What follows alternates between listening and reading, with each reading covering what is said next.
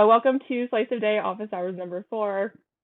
My name is Kelsey Choing. I'm an analyst on the electric market design team here at Energy Division. I'm joined by my CPUC colleagues, Jamie Gannon and Rob Hampton, and I think Elijah Cohen might be joining soon, as well as Lynn Marshall from the CEC. She's going to present. So just briefly, I'm going to go over our agenda for today. Let me share my screen.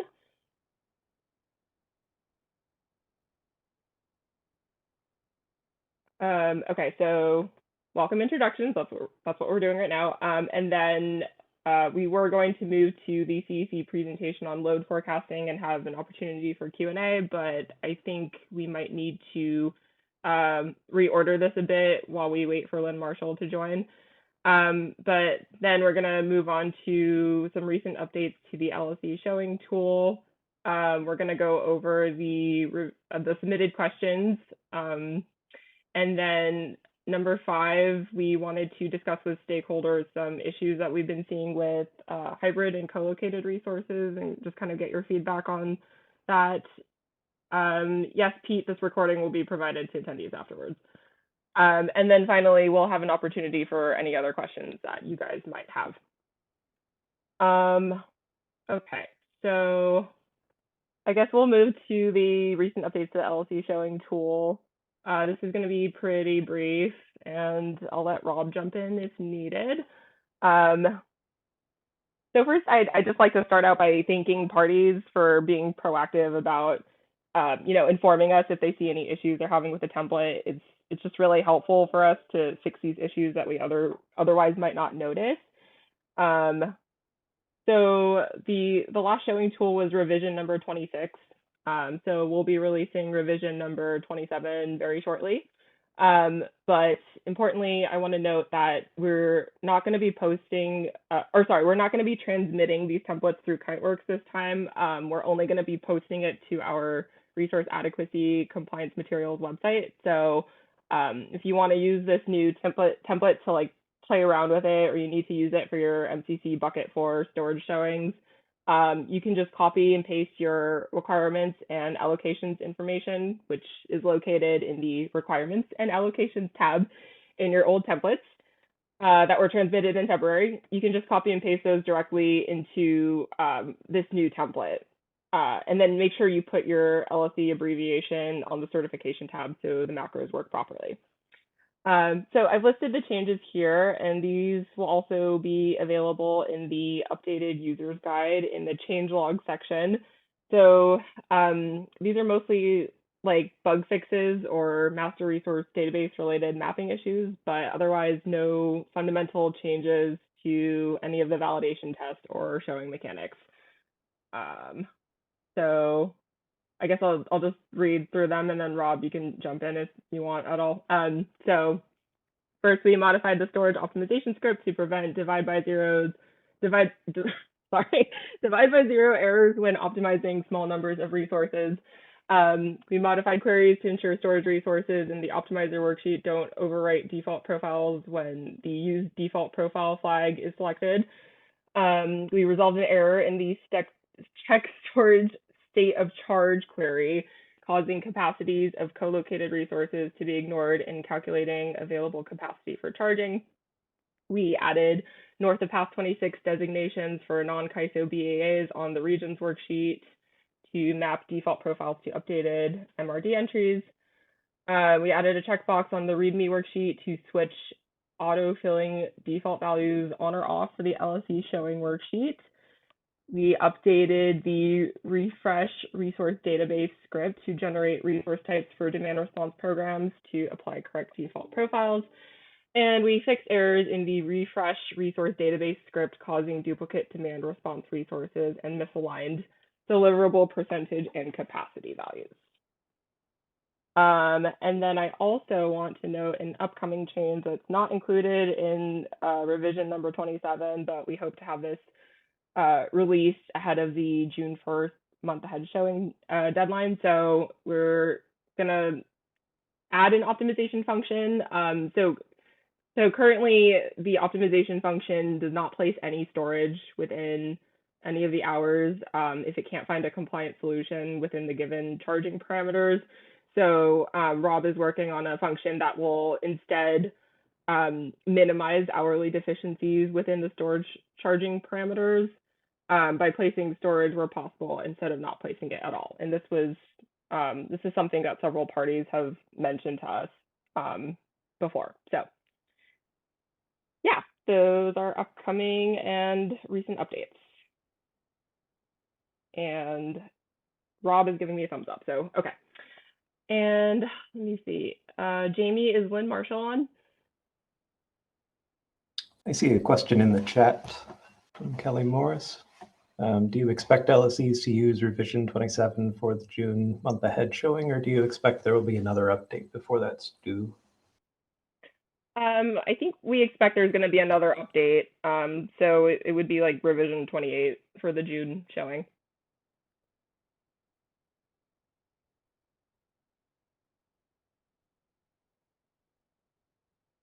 And I did just promote Lynn to panelist from the attendee list. So, Great.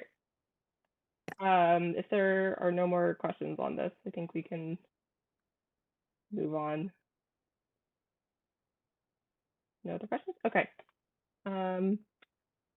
So then we're going to move on to number 2, which is the CEC presentation on load forecasting and Q&A. Hi, Lynn. Thanks for joining. So I'm going to drive the presentation, and then I'll pass it over to you, Lynn. So let me just bring that up.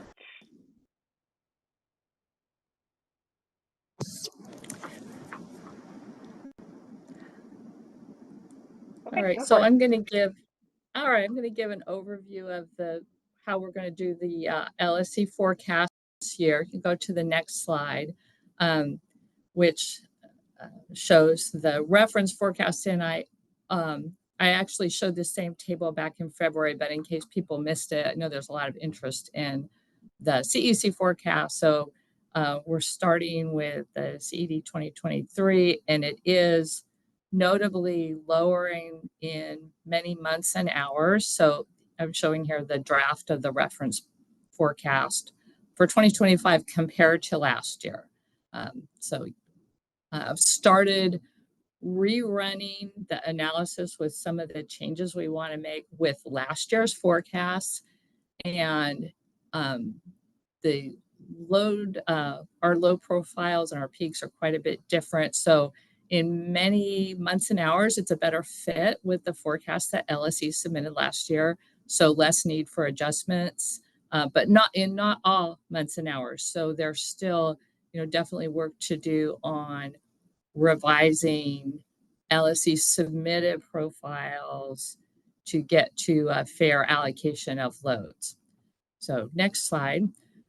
So to do the develop the LSE forecast, we're going to start with similar to what we have been doing, setting benchmarks for monthly peaks as usual, and then daily energy. And for monthly peaks, we do that looking at weather normalized peaks, low migration information.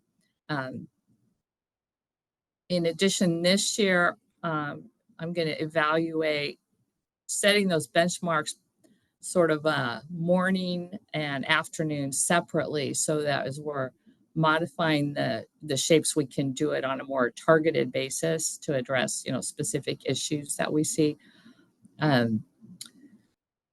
So those benchmarks are then used in the next step, which is to apply a curve stretching formula so that we transform the LSE submitted hourly fit forecast such that it's consistent with that monthly peak and kind of average daily energy. And again, we're going to test out doing that for morning and afternoons separately to get a better fit in those shapes.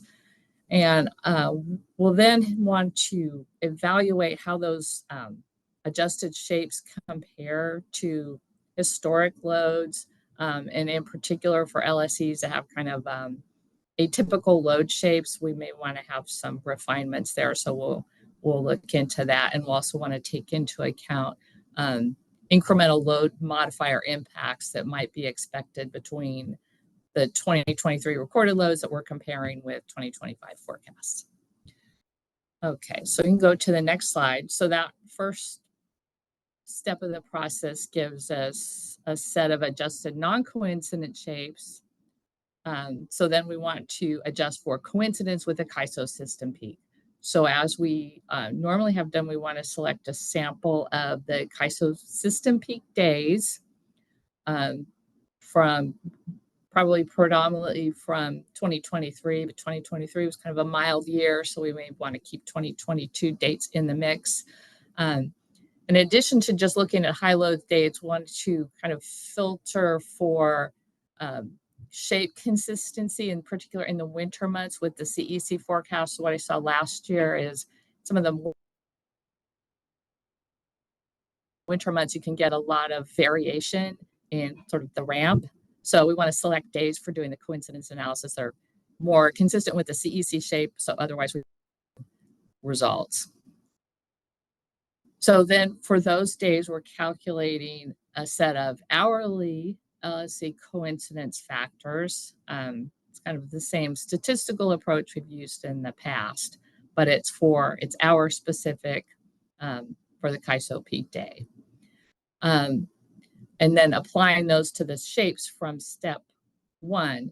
Now, the non-coincident shapes from step 1 actually will have kind of embedded in them some within day load diversity, right? So for LSCs that are highly correlated with system peak, they peak on the same day, but they may peak a bit earlier. Their load profile from step 1 already has that within day load diversity accounted for. So they might have a coincidence factor for 1 in the second step. And in fact, you could have even in some cases, in some hours, higher than 1. So this is a somewhat different approach than the past monthly peak coincidence adjustment process, which was not hour specific. So as a check, we want to compare what would be the monthly coincident peak allocations under the old method to the results we're getting, just to see if they're reasonable, if there's kind of logical transition there. So next slide. So then the final adjustments are, as usual, there's some CPUC authorized or directed demand side credits. And then we apply the pro rata adjustment, and we're going to review those, the final LSE forecast, to see if overall the combined effects of the LSE specific adjustments and the pro rata, et cetera, produce a reasonable result. And then we do check that the aggregate of the direct access forecast is generally consistent with what we'd expect given the direct access cap and then recent loads enrolled in the DA program. So that we hope to wrap up by the end of June. Oh, next slide. So actually July 1 is our due date for having load ratio shares to CAISO to start their processes. So then in July, we'll distribute to LSEs their individual forecasts with some detail on how we do the hourly adjusted, so you can understand those step by step. I would note, though, at that point, we should have the monthly coincident peaks pretty locked down, but there's some opportunity there to review and comment on the load shapes or the non-peak hours. So you can provide that feedback to CEC, and then we'll also post information on the reference forecast and the methodology, coincidence dates. And along with that, the adjustment factors that'll be needed for the month ahead process under slice of day. So the past decisions on how month ahead load migration should be accounted for specify that we use sort of group average coincidence factors. So I'll post, hopefully in July, a draft of what those adjustment factors look like. So that's by separate factors for direct access, CCA, and bundle customers. So we'll get that out so people can look at that and see how that'll work, and provide any feedback. And so that's all I have. I'm always happy to talk to individual LSEs. If you have specific questions about your forecast, please reach out. And back to you, Kelsey. Thank you, Lynn. See, does anybody have any questions on this?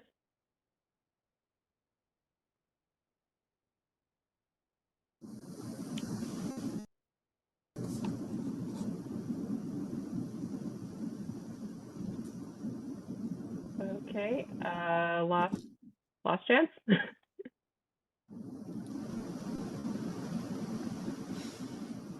I see Patrick Cunningham is raising his hand. Can we unmute Patrick?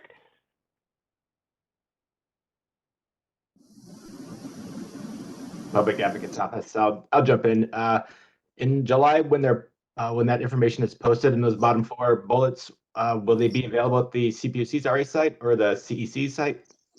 They'll be on the PUC resource adequacy page. Outstanding. That's all I got. Thank you.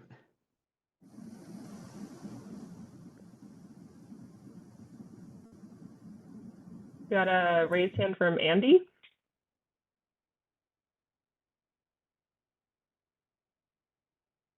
When you were talking about stretching the curves, does that mean that for entities that have, say, there a lot of C&I customers with relatively flat loads, that they get pulled up, and folks with highly variable loads get pulled down? No, not at that stage. That's a LSE specific. So the adjustment would start with the LSE's load shape and say, if there's no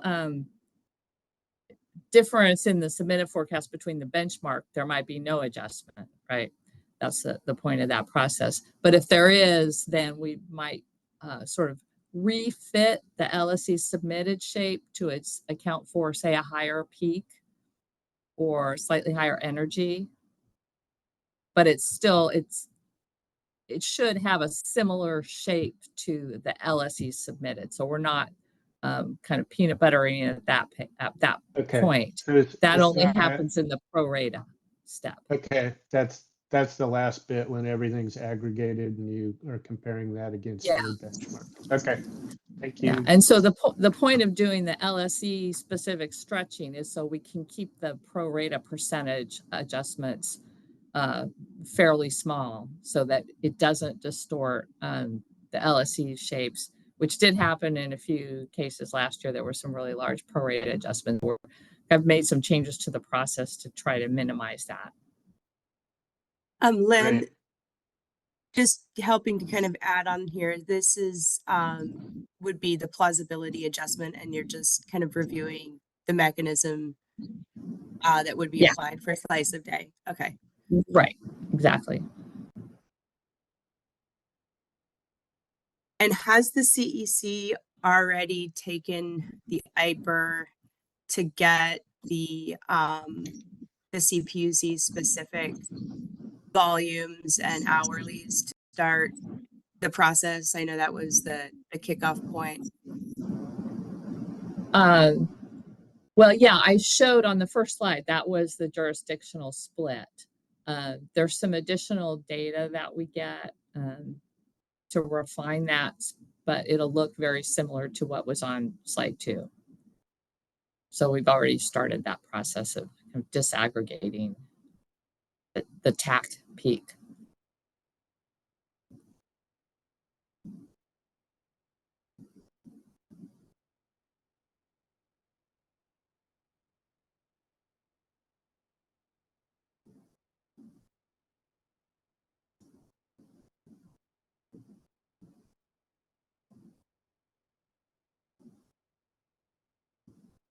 There is a question that just came in from Kelly Morris. I'm Not sure if it's related to slice a day. So if slice a day is not implemented until 2026, should LSEs assume their monthly requirements for 2025 be the peak hour in each month calculated through this process? Yeah, so it would be the coincident peak hour. And so, and what I sent in the forecast templates that LSC got last year, we had both. There was an hourly and there was a monthly coincident peak. So we can provide that this year again. And I think for CAISO, you still want to have the monthly coincident peak so we can, because we transmit that data to CAISO as well. So that'll be available whatever happens with Slice a Day for 2026.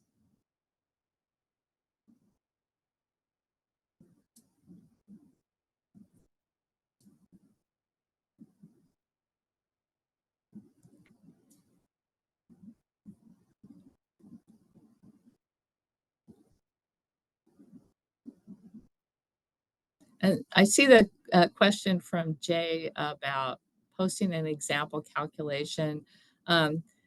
It's, I don't do this in spreadsheets. It's a little more complicated than that, but I think what we can do is, in particular for the documentation this year, is to break that down step by step to explain how we're doing these calculations.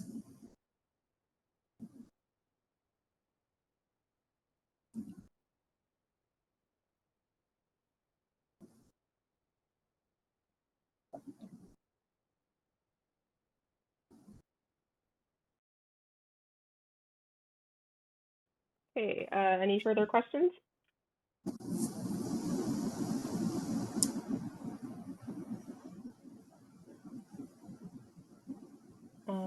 Okay, well, if there are none, I think we can move on. And then also, if you guys. Oh, Kelsey, I have one question just popped up.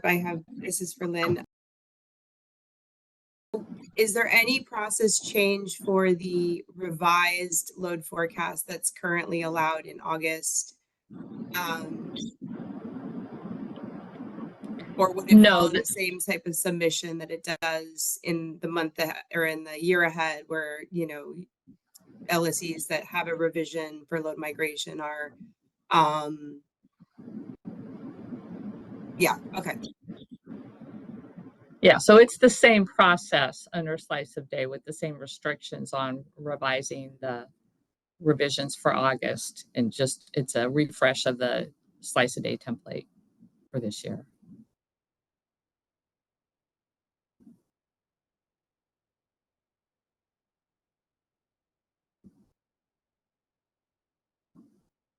Thanks, Lynn. Okay.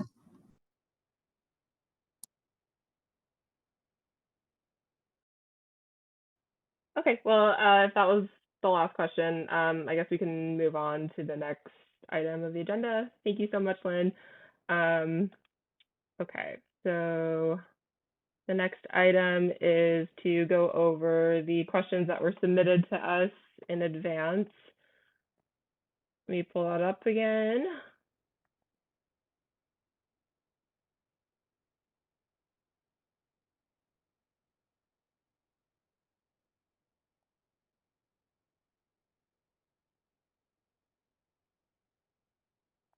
Okay, so hopefully you can all see the questions. So these are actually all from one party. It's RM. So thank you, Mary Neal and team, for submitting.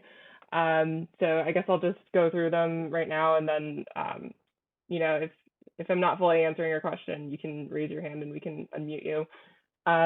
So okay, I'll just start off with the master resource database. So the question is, ED staff lists the NQC list, the master control area generating capability list on OASIS, the CAISO interconnection queue local sub area list, EFC list, and other public information as the source material for the master resource database.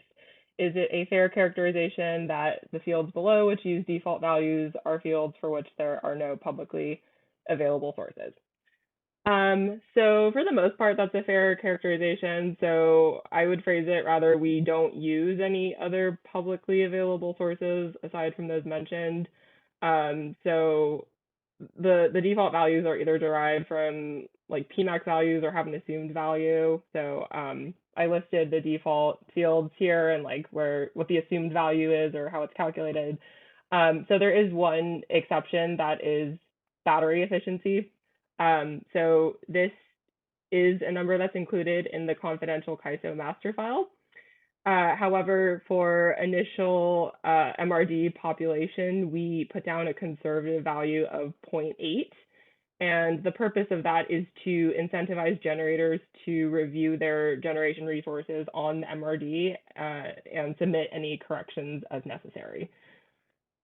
So again, the battery efficiency is the only field that we have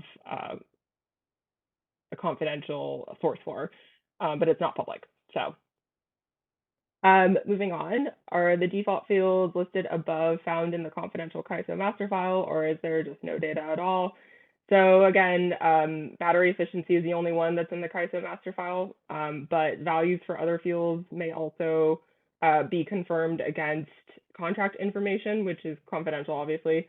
So for example, that would be like the allows grid charging flag related to ITC charging restrictions or daily storage cycles.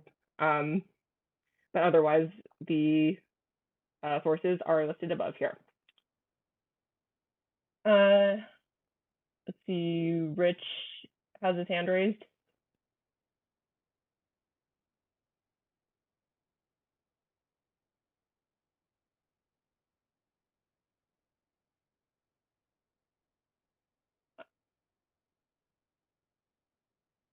Is Rich unmuted?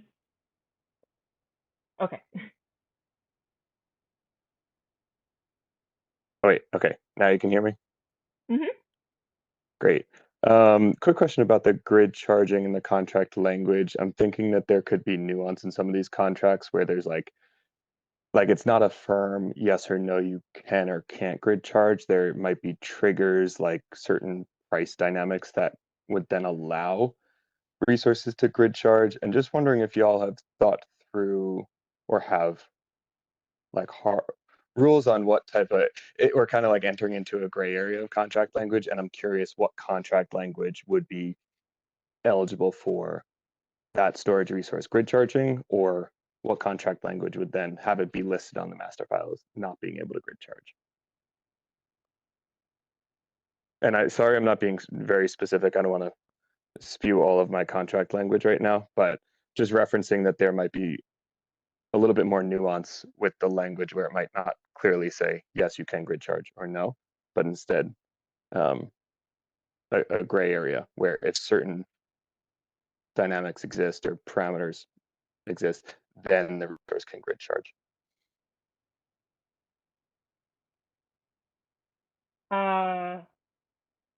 I have not personally thought about that yet. I'm going to defer to Jamie for that. Yeah, I mean, I think it definitely having kind of flexibility on this flag definitely poses somewhat of a challenge in my mind, because first off, the grid charging flag is really supposed to determine the qualifying capacity of the paired resource. So our current hybrid counting rules, you know, are, you know, based on an assumption that all hybrids are not allowed to grid charge. And so if you want to be valued differently, additively, like valued at your full ELCC and PMAX of your storage, you have to actually submit today some type of proof that you do have no grid charging restrictions in your contract. So having that kind of ability to pop that flag on and off poses kind of an issue from that standpoint in my mind. You know, changing the NQC up, you know, back and forth depending on certain circumstances. So I'll just flag that. That makes, sorry, go, I'll let you finish first, then I'll jump back in. Oh, yeah. And so, you know, I would maybe propose that, you know, we lock it in the annual space. Like once you have your flag identified and have, you know, either supported it with a contract or, you know, you default to false, that it stays that way until the next annual process updates it. And I think that would provide some certainty for counting rules and certainty in supply and how the resource is going to be operated throughout the year. That makes sense, and I probably should have framed it more as a process question of if we believe that our contract allows for grid charging, the process then is to just reach out to you guys and share the contract language in question so that you can make a decision as to whether or not it's going to be listed as grid charging or not. Is that the way you see it, Jamie? Yeah, I think we shed a little light on this in the slice of day report section on the master resource database on like a process, but I think parties had been asking for in informal comments like, what is the process? Is it on the LSE to update these flags, this information, or is it on the generator resource owner to update it? I think we put in there some specifics about it, that we expect the resource owner to contact us ahead of even reaching COD to provide this information so that they don't default to false, and then miss the compliance date, right? Like, I know everybody's wanting to get these resources counted as soon as possible. So there was some encouragement that, you reach out to us ahead of time to try to nail this down, so that once we get, once CAISO gets the NQC request and it gets processed in SARA, then we get that information and then can revise the MRD, and we will then populate those fields that CAISO doesn't have, like this charging flag, with that information. However, if an LSE does see that their contract is, the resource is being misrepresented, they should contact their generator to have it changed. I think that makes the most sense in my mind.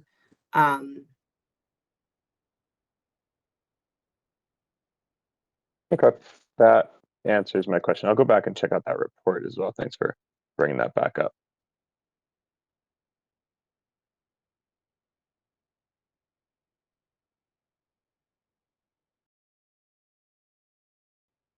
Okay, thanks, Rich, for the question. Moving on. So what is the expectation if the default values are inaccurate? Is the generator expected to report an updated accurate value? Or is it expected that the default value is acceptably conservative, so an update is not strictly required? So again, if the generator finds the default values to be inaccurate, then they should be the ones reaching out to us, staff, with the correct information. And again, like, the default values are meant to incentivize generators to regularly review the MRD as it gets posted. I mean, if you send corrections, the corrections should stay in there, but just check it regularly if you have new resources coming online. But then also, we may reach out to generators individually if the default values exceed the master file data and we happen to notice that, or if we require any contract confirmation for other fields. Next question, if an LSE suspects an error in the MRD, notifies the generator, but the generator declines to send an updated value to the CPUC, what happens? Can an LSE proceed with the inaccurate values in the MRD, or are LSEs responsible for the accuracy of the MRD and required to take some action with the commission or with staff? So we maintain that generators are the ones that should be, checking and reaching out to us if there are issues, but we also expect LSEs to be coordinating with the generators to resolve any misrepresentations of contracted resources. So in the event that a generator happens to not send an updated value to the CPUC or in time for a showing, then the LSEs can still proceed with the updated value on their showings and just let us know about any discrepancies with the MRD, and then we will then go ahead and work with the generator directly to kind of resolve this issue. And then further, generators that are not yet on the master file should contact ED staff in advance of reaching commercial operation date or COD. to ensure the resources get represented ahead of year ahead and month ahead showings.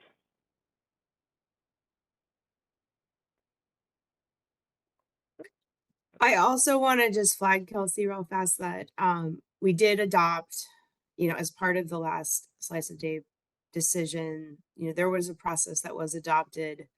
It's really meant to kind of replicate what we already do today with regards to the NQC list. So like there's a draft NQC list that comes out, in August usually, and we would, then generators have an opportunity to, look at those values and provide comments. Staff's proposal that was adopted in the decision was like very similar in that, we would update this, refresh this list, in annual space and allow for a certain time period for generators to look at it and provide, updates, feedback, or, like identify errors if there were any on how their resources were reflected. And then we take that information, post a final, and then we do like a monthly process of updating that to account for, new resources that are coming online.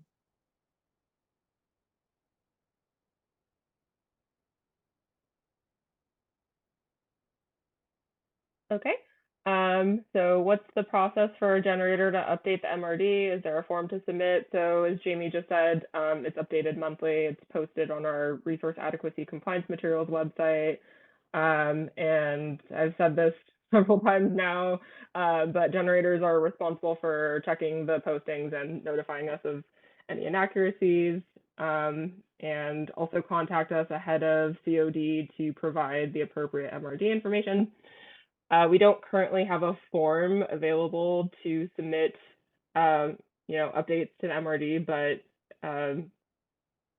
if you just use the fields that are currently included in the MRD and then fill them out, then that should be sufficient. So yeah. Are updates to the MRD automated through software, or does the update process require? Kelsey, we have a question real fast. Okay. From Mary. Mary, you're unmuted. The lack of a form. So I mean, like, if there's no form, is it just like when you say notify? Is it just like you just send an email or? So I'm just gonna jump in, Kelsey. So the process that we laid out is really tied to the NQC list. And so the CAISO, the CAISO's NQC process kicks off updates to the MRD list.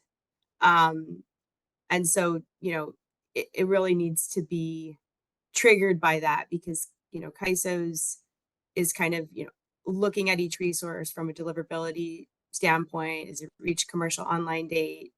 Verifying things that are now included in its master file. It gets on the master gen list at that point. So it really kicks off the process. So we're using that. So you still would submit a form through that process, but there are then these other fields that we have that CAISO doesn't have. So we're telling LSE, or not LSEs, we're providing a process here that says, we'll use these default values in our initial posting of the, the MRD list. And then if you have error or corrections you want to make to those, then, you can contact us and make those corrections to the default values. But then in the month ahead space, we're still going to use that NQC process to kickstart it. So there is, actually a form that you do submit as part of that getting added to the list, I believe. And then you would also, in addition to that you, in order to get around a default value just being provided to you, because in the month ahead space, it's becoming time is really critical, right? Like you want to hit that T-45 deadline and get reflected accurately. We're asking the resource owner contact us ahead of time if it's being added to the list to give us information that would replace those default values so that it'll, when we do provide the monthly list, it'll be as best or accurately representing those resources for the filing, the month ahead filings.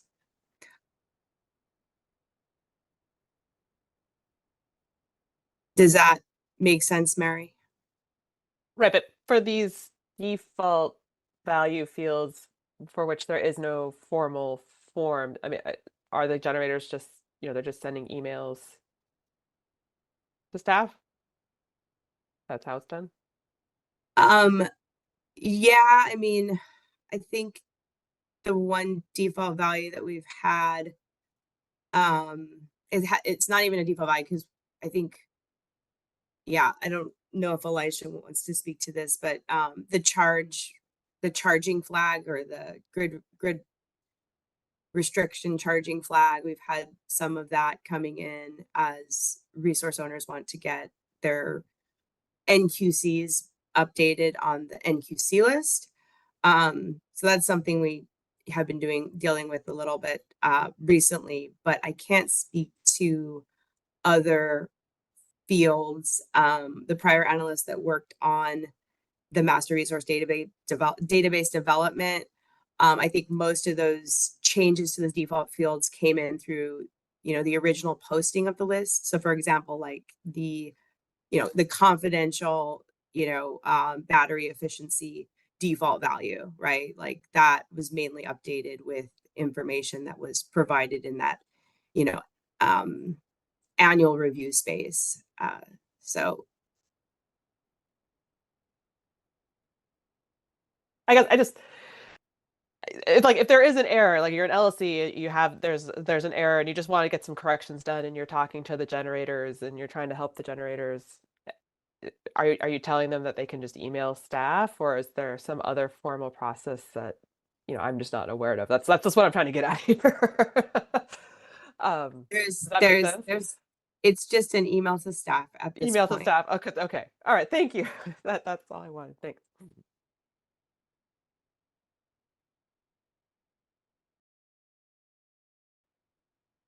Okay, moving on. Are updates to the MRD automated through software, or does the update process require manual data entry? So currently we're just doing manual data entry.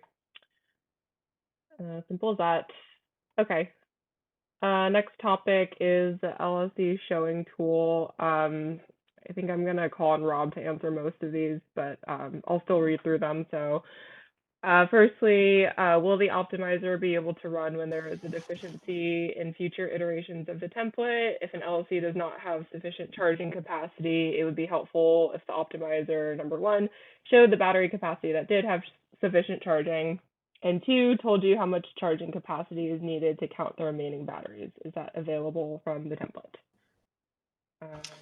Okay. Yeah, so we're planning to implement an alternative mode for the optimizer in a future version of the template. Probably not releasing with version 27 coming up soon. So it's a different optimization problem than the one that is included in the template right now. So it'll just take some more time to develop a new algorithm. Let's see, showed the battery capacity that did have sufficient charging.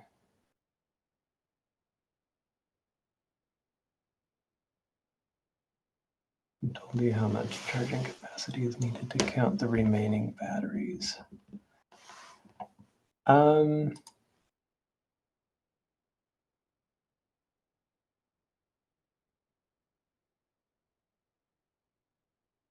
Let's see. So I think the questions, question one pertains to the state of charge. Is that the state of charge test? Well, that's one way to see if a battery has sufficient charging is to check the state of charge test. It'll show you any hours where the state of charge falls below 0%, indicating there's insufficient charging. It would also appear in the energy sufficiency test, but that one aggregates across resources. So it won't tell you exactly which resource might have exceeded. Do we want to, Kelsey, is it Mary who asked or provided these questions, or who's the person with the questions? Yeah, these are all from ARM.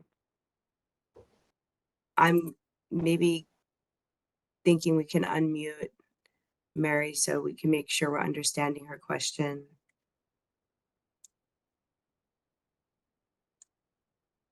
Okay, Mary, I'm unmuting you.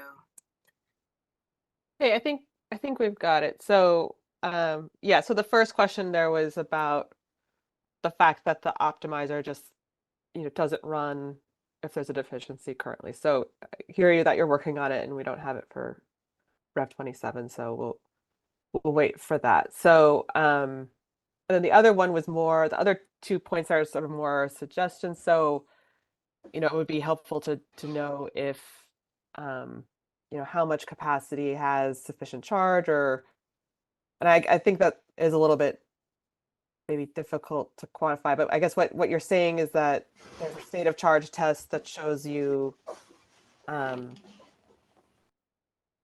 how much charging there is by hour. Is that, so I'm trying to make sure my notes are correct, like exactly what the state of charge test shows you as well. And there's one other test available. So the state of charge test, if you just click on the show tab, or what did I call it? 1 second. On the validation overview tab, the storage minimum state of charge test, if you click on go to sheet, it'll show the state of charge hour by hour across 2 days. So it only shows the state of charge, it doesn't show the charging capacity. But you can see when the state of charge is decreasing, it's showing the battery resources showing capacity. When it's increasing, it's charging. So if the state of charge drops below 0%, then there is insufficient charging capacity.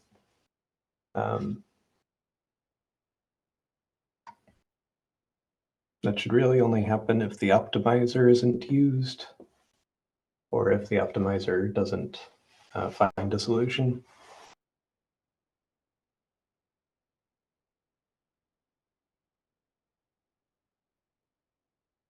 I just writing some notes, and then and then there's the.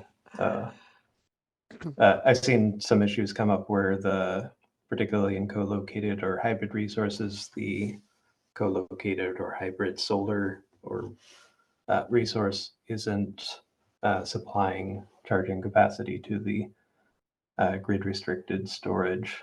So if that's the reason, you might want to make sure that all the queries are working, or that the paired or co-located resource is shown on the LSE Showing tab. Right. And then, but there's another test. There's the, I can't remember what it's the, let's see, what do we call it? Storage excess capacity test. Right. So that's done on a cumulative basis, right? So yeah, it aggregates all the resources together and just compares the overall charging requirements versus the overall, charging requirements versus the overall excess capacity available for charging. So it's not really useful for identifying a single resource that doesn't have sufficient charging capacity.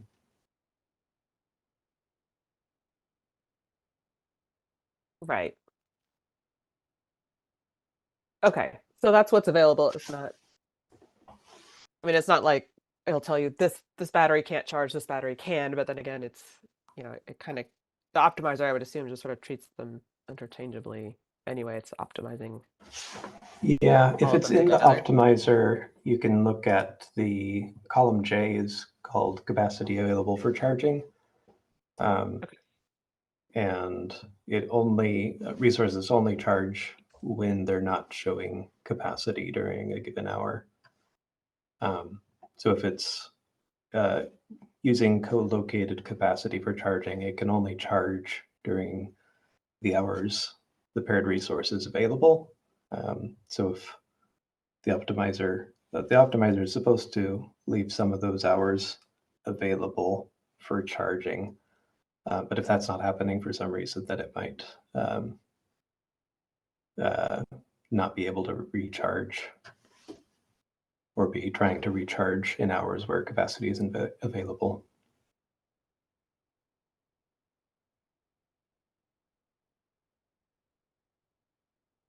Okay, I think we spent enough time on this one. I think we can move on. Okay, thanks.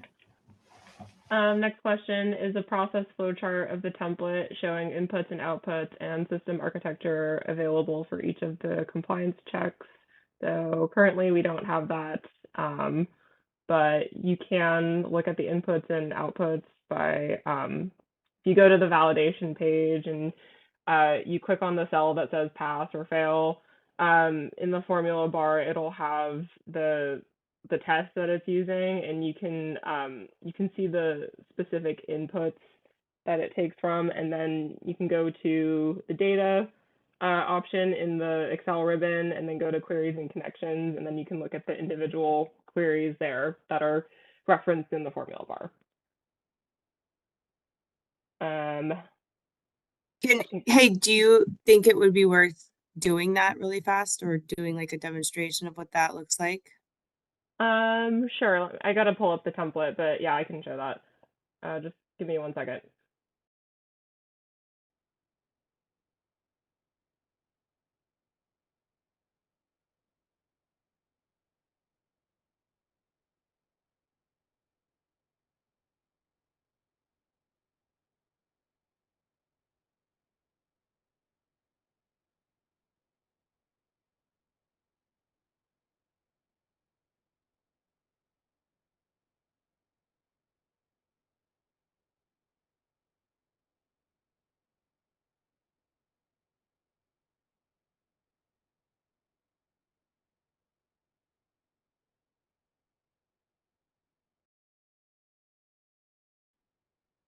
Okay, so here's the latest template, Rev 27.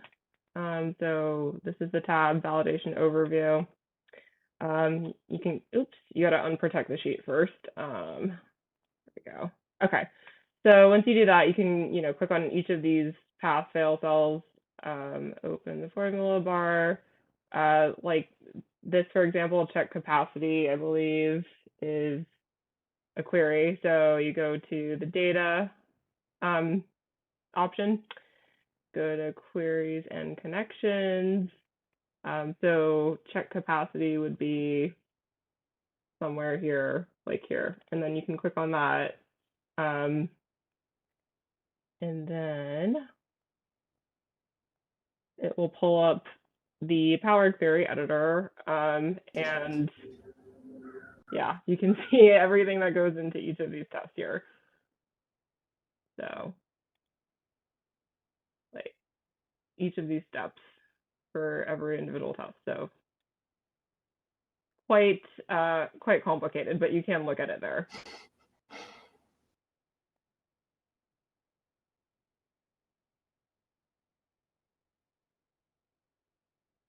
So, yep. And just to note, the last step of that query is loaded to the sheet if you click on Go to Sheet. Oh, sorry. Go to sheet.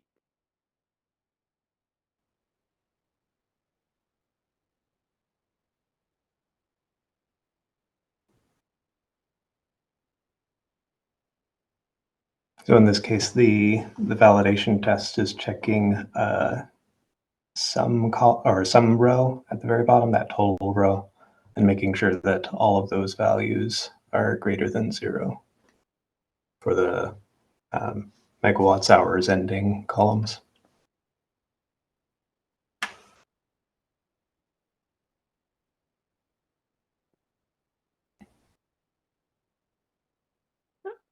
So that's that. Okay, let's move on to the next question. Is storage excess capacity validated when there is a failure to pass the hourly system capacity requirement? Some users were seeing NA values even with battery storage resources entered. So the two tests are independent of each other, but just make sure the storage resources are shown correctly, because that might be the cause of the NA. Yeah, I'd have to see more information or see the actual template to figure out what's happening there. But,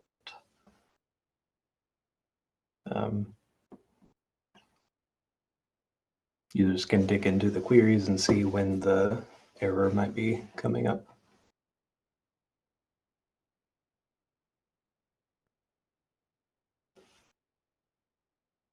Okay.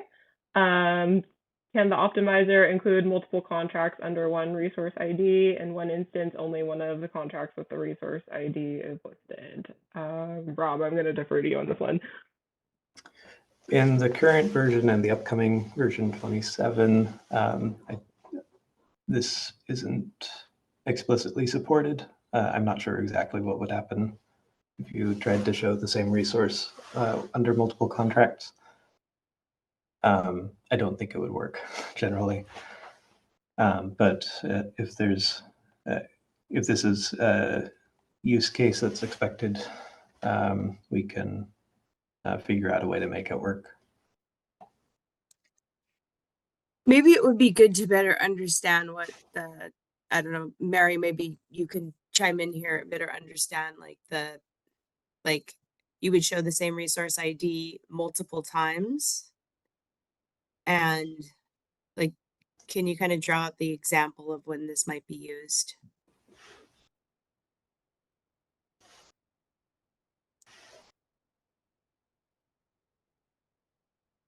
And I'm gonna unmute Mary. Sorry, Mary. Putting you on the phone. Yeah, Mary, so I had one instance where this happened where there were, one resource ID, but two different contracts. And so it didn't seem like the optimizer was working. And I'm not that familiar with those contracts. So I'm just trying to support the LSE. So, but I've only seen it once. I don't know how, but it sounds like something potentially we could figure out a way to allow the optimizer to still run by aggregating them somehow.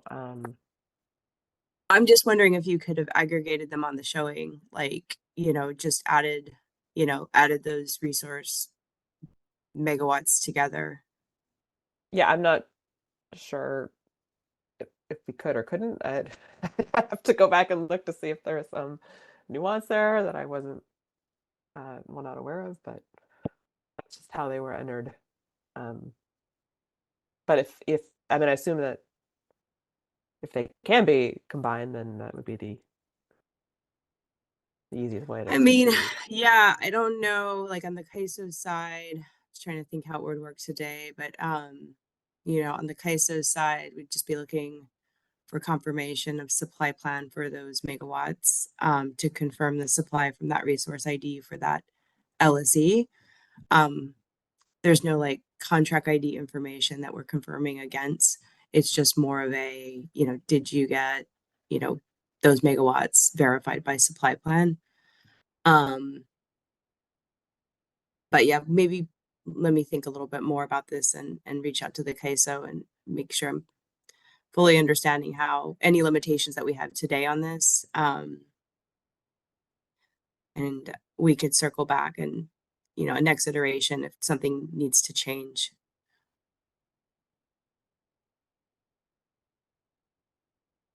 I mean, certainly it's possible to contract multiple times for the same resource, but Absolutely. Yeah.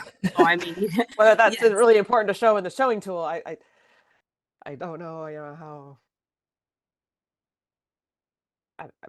It seems like you could enter it, however. I think for the LSC's purposes, they're just trying to enter it in a way that makes the sense to the regulators.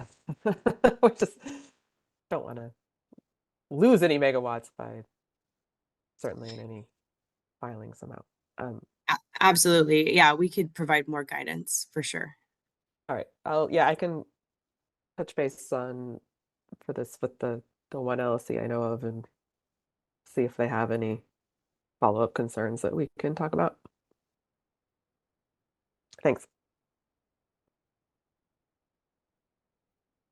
Okay, moving on. What is the anticipated schedule for new template releases? So as I said earlier, Rev 27 is going to be posted to the Resource Adequacy Compliance Materials website, but we're not going to be transmitting it to LSEs through Kiteworks, in part because I think there's going to be another template with an improved optimizer function ahead of the June showing. So again, if you want to use Rev 27, you can just copy and paste your requirements and allocations into the template and then fill out your LSE abbreviation in the certification tab, and it should work. And then in preparation for the 2025 year ahead showing, so we still intend to follow the established RA schedule, the established schedule within the existing framework. So the year ahead, obviously, it's not going to be November 30th as it was for this test year. It's going to be around October 31st or November 1st. So we would be transmitting final templates and allocations around mid-September, as opposed to early October, which was what we did this past year. So, Jamie, did you want to add anything else on that?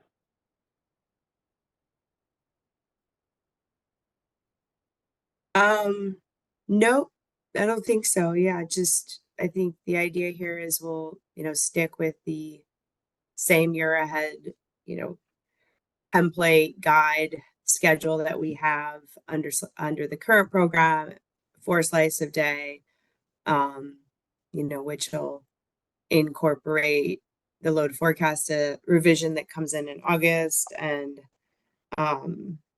so it'll follow the regular year ahead timeline. Timelines. Yeah. Okay. Thank you. Okay, next question. Solar resources outside the CAISO are treated as an other resource type and counted for 24 hours. How should these resources be represented in the template? So I believe this was fixed in the latest revision. And yeah, that was fixed with the Path 26 designations fixes in the MRD. So it should be fine now. Sorry, Rob, you were going to say something? Oh, if users need to fix this on their own templates before revision 27 comes out, they can just input these values in the hidden regions worksheet. Just fill in the blank values for these balancing authority areas.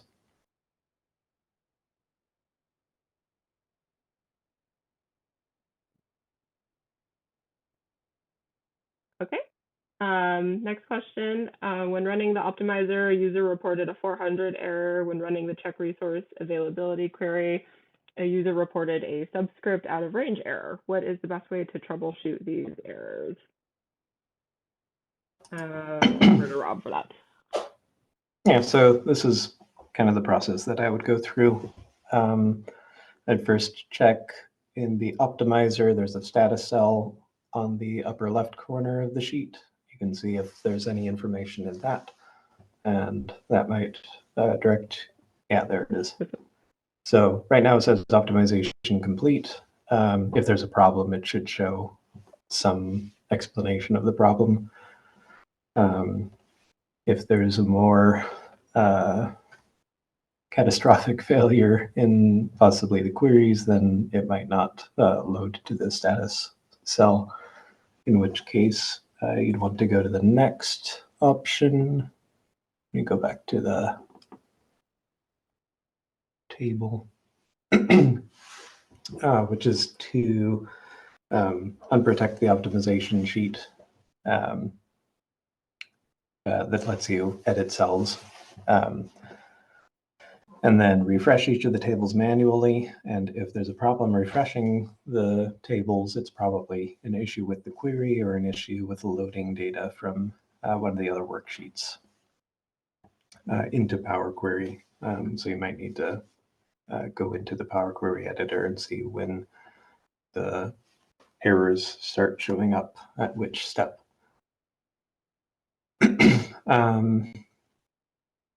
If it's a problem with the script, you can also open the VBA, Visual Basic for Applications editor, by either clicking or typing Alt F11, or open the developer tab on the ribbon menu. You might need to activate that tab from Excel options, but that tab has an option for opening, or a button for opening the VBA editor.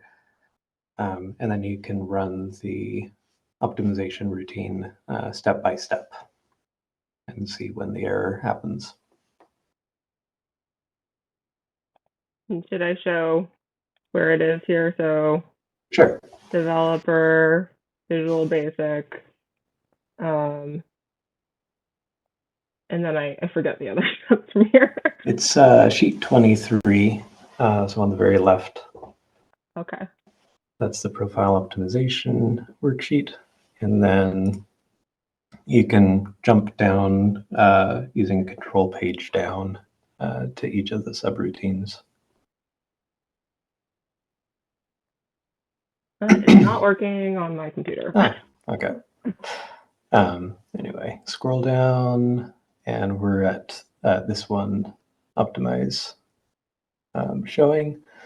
And if you click anywhere within this subroutine and press F8, it should start running the script line by line. And if you keep pressing F8, it'll just go through every line step by step.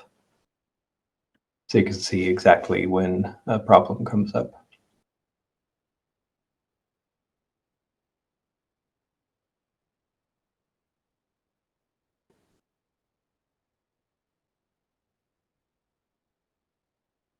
Okay, thank you for that.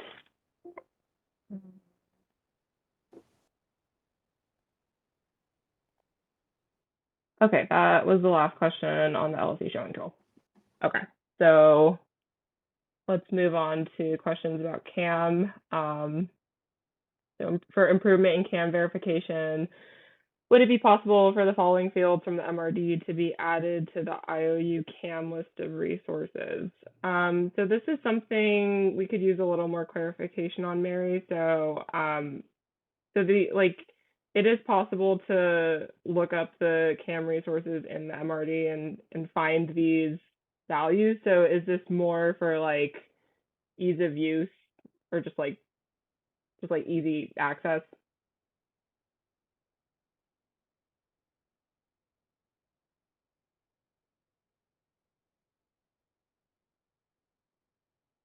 Yeah, I was getting some feedback that it was still difficult to figure out, whether the CAM allocation was done correctly in terms of what resources were showing up on there within the template. So this was just one idea to try and make it easier for LLCs to know what CAM is where, because like there's a breakdown, for instance, within the template of different resource types. But right now the CAM list doesn't tell you that, so you don't really know which resources are going into which bucket unless you manually look them all up. So it would be, I think, advantageous if that were done once and just put somewhere on the list of the resources that are already put out there, so that LLCs don't have to do that all themselves. Was the thinking. Okay, got it. Yeah, and it's kind of confusing because in the template, like all of the different types of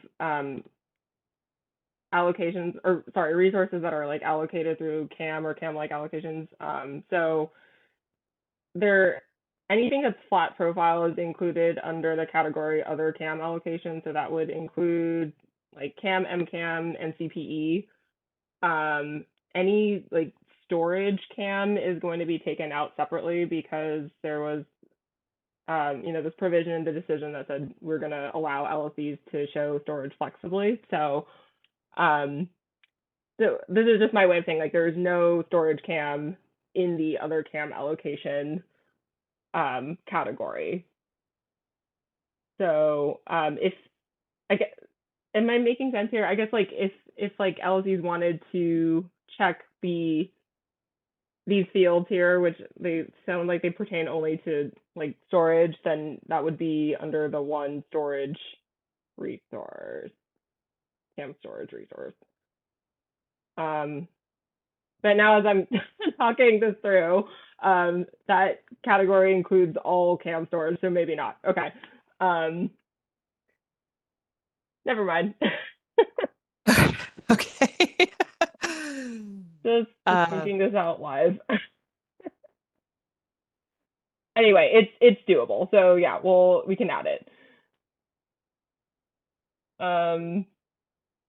Okay, and then that's kind of related to this next question. So for CAM verification, can CPUC be separately identified in a showing template? So yeah, going back to that whole like other CAM allocation thing, it would require breaking that value out into the different subcategories. So regardless, like we do plan to circulate informational worksheets that break down the different allocations. We just haven't had the chance to get to that yet because we're just swamped with implementation. But we will circulate those at some point, and then in preparation for 2025 year ahead, we'll circulate those informational worksheets at the same time as the allocations and the final templates go out. So yeah. Okay, well, it's helpful to know that there will be some additional information provided on the CAM allocations. But yeah, the breakdown of the CPE CAM was just, again, to just make it easier for LSEs to know like which buckets of CAM they're getting stuff from. Yeah. So it's just easier to verify and understand. Yeah. All right, thanks. Got it. Of course.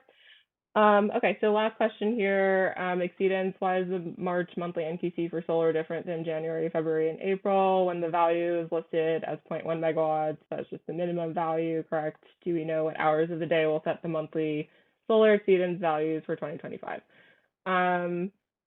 So the monthly NQCs under slice of day are based on the monthly peak hour exceedance value, and then the methodology for developing those exceedance values is detailed in decision 2304.010, which is based on historical CAISO settlement data or modeled production data where we don't have sufficient CAISO settlement data.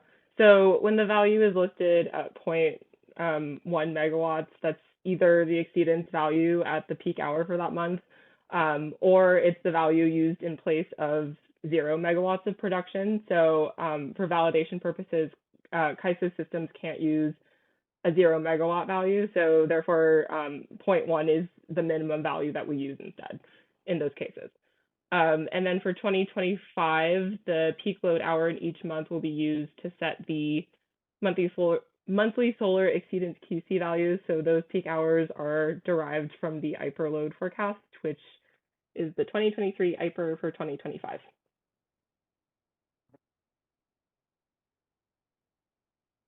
I did see Noah raised his hand. Can we unmute him?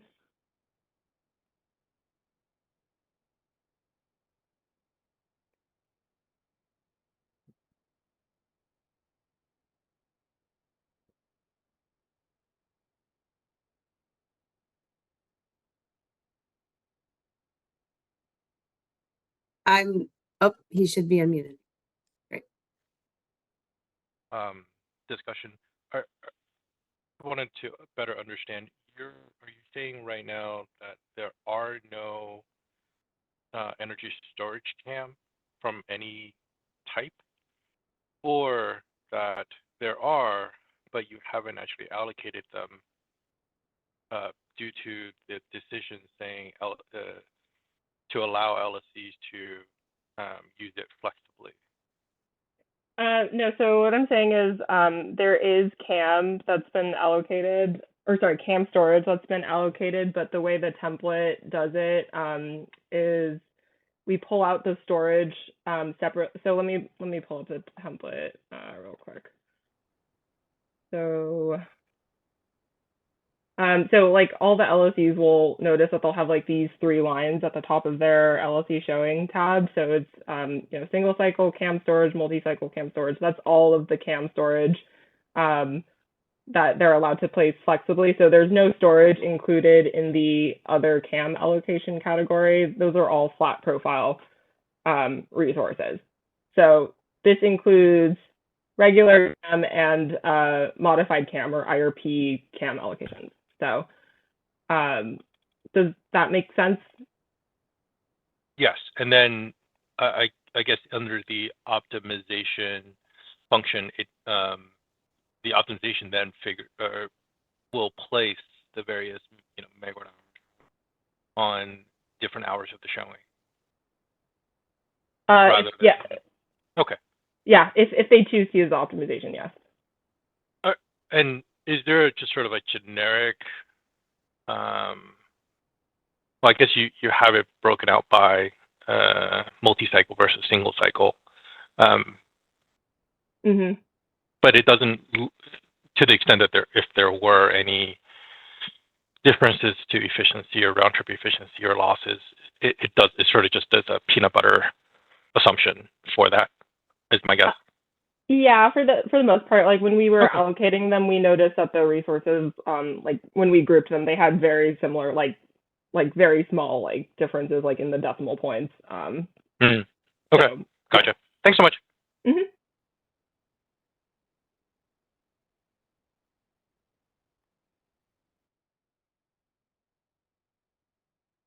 Okay, well, that was all the questions on that were submitted. So I guess we'll go to our next item on the agenda, which is the hybrid co-located resources discussion. So I'm gonna reshare my screen.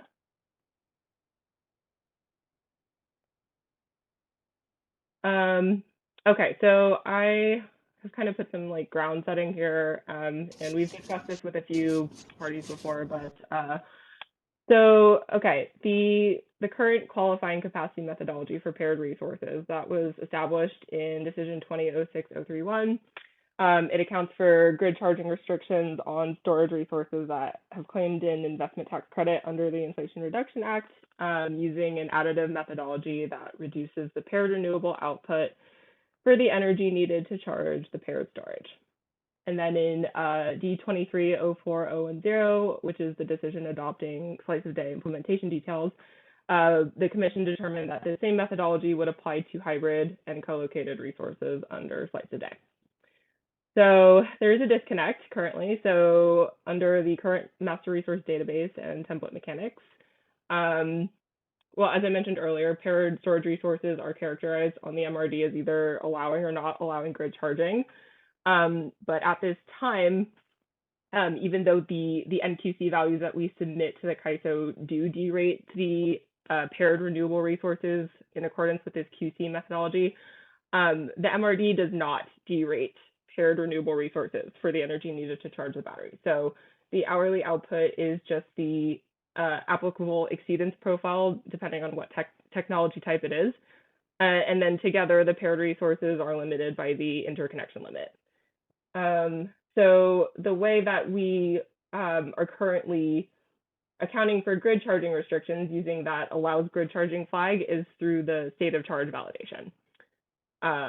So questions for you all. Firstly, is there flexibility in applying grid charging restrictions through the template rather than the QC methodology for paired resources? And then secondly, how, if at all, should the paired renewable resource be derated at an hourly level in the MRD? And I know this is related to CISA's proposal in track 1, but we just wanted to discuss it with you all here. So yeah, open discussion. And then I guess, Rob, if you wanted to go through how the state of charge validation accounts for grid charging restrictions, we could do that as well.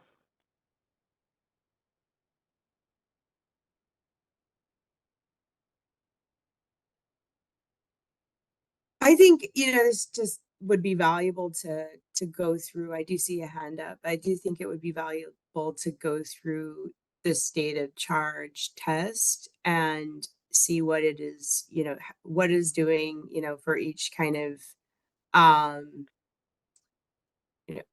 what it's doing for multi-day storage charging flag, what's doing for the grid charging restriction flag, for, hybrid and co-located, so that parties can better understand, how this or how the state of charge test may impact their ability to meet their requirements. Anyway, so I'm going to unmute Jay, and then Rob, if you don't mind. I think it would be valuable to stakeholders.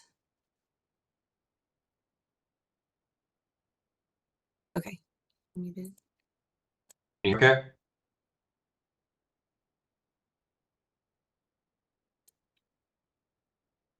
Hello? Muted. Okay, great. This is Jay Strickland, TA. So a question here, the first question would be, what year would you implement this? Are you planning on doing it during the 2025? Assuming that the commission does move forward and we do get size today for 2025. And then second question would be, like what on net does this do to the position, right? So if I, because the consideration is the market's already kind of lagging when it comes to RA procurement around adopting an understanding around slice a day as it is.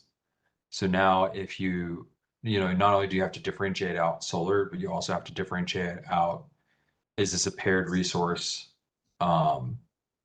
If I go buy 5 megawatts, and then that 5 megawatts is supplied differently if it's a paired resource versus if it's regular storage versus if it's solar. So that's kind of like the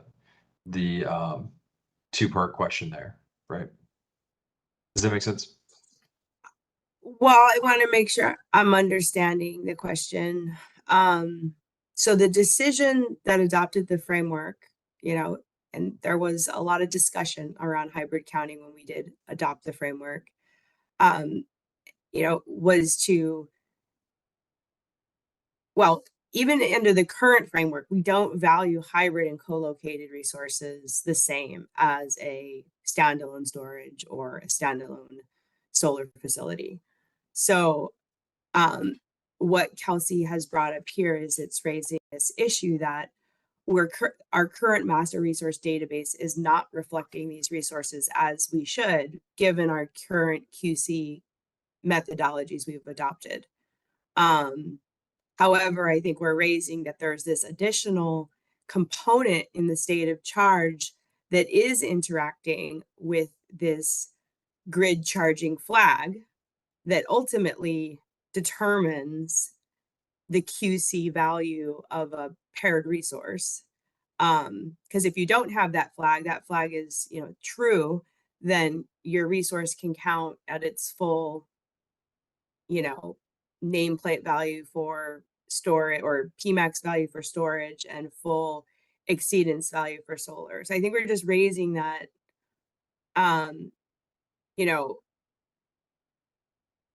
okay, so if we do adopt, or if the commission does decide to not delay slice of day, we have to figure out, how do we value these, or if there needs to be a change to the QC value for paired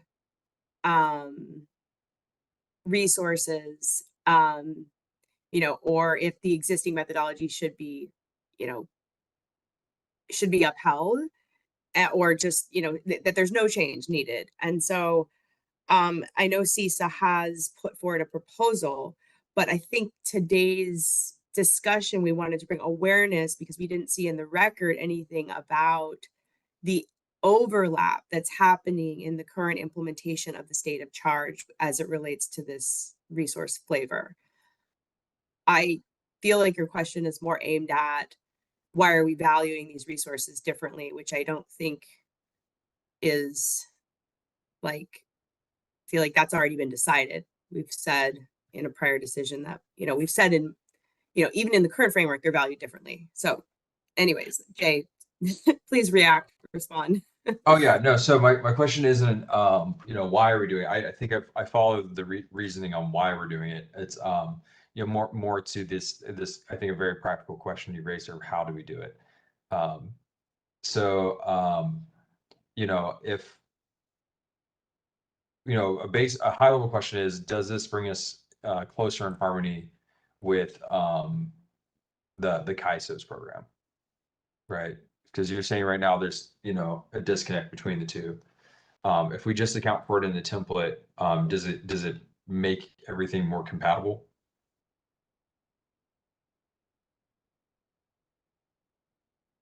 Well, CAISO's program is not looking at, they're just going to take the QC values that we give them.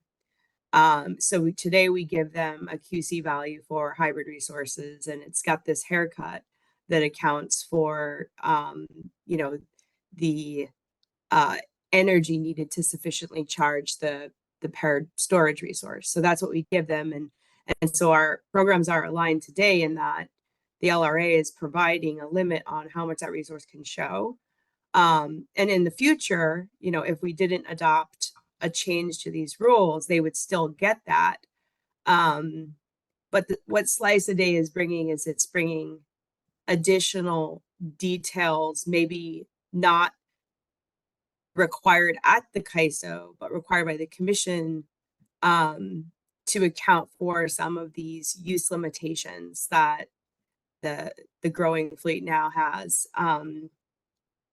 So I wouldn't say that we're trying to minimize differences between the CAISO and us right here. I don't know, that's just my reaction on that. But that makes sense. So just I think a practical example would be helpful. So let's say I have a paired resource right now, and I put it into the template. And I put in 25 megawatts that I have under contract, right? How would this change how in the template, if this change is applied, how would it change how the position is represented?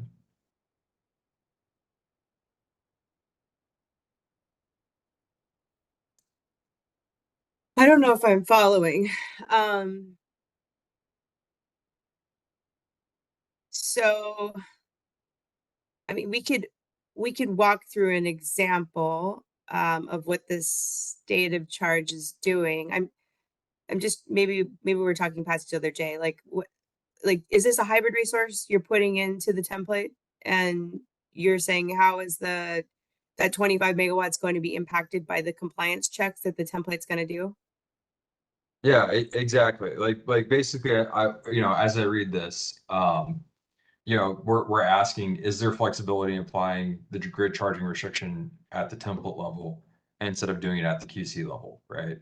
So my question would be, okay, if you have a hybrid resource and you're putting it in the template right now, what changes, like if you make this change, how would it change how that resource is represented? Like what's the net effect? If I'm contracted on a resource already at 25 megawatts, and then am I further derated in my showing? Oh. Like, does that make it shorter? Right. Okay. I might have to lean on Rob here to answer this, but my understanding is that what you're putting in terms of your numbers is being validated off of a master resource database that either has a true or false value associated with grid charging. So you're not putting in that information. It's being drawn from, I believe, this, the master resource database is then populating it. And if the value is no, you can't charge from the grid, there is and this is where maybe the example will help if we walk through it, the state of charge, but the state of charge check will pick up that false, and it'll make sure that your battery can get fully charged off the paired resource. So while it's, you might be trying to show 25 megawatts or you're putting in a value, it'll give you a haircut if your storage resource or your paired resource is not able to fully charge off that, say, solar resource, because it's January and there's just less solar and it can't fully actually charge the full amount of the battery. I think that's what it's doing. Rob, maybe you want to jump in. Yeah, I think I'll share a screen if that's okay.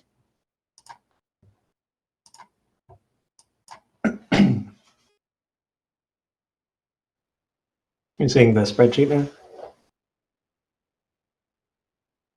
Yeah, we can see it. Yeah. Great. Okay, so this is the resource database. This is version 27, so apologies for any differences with version 26. But here we have a storage resource that does not allow grid charging in the template that happens to be shown on the LSE Showing tab somewhere.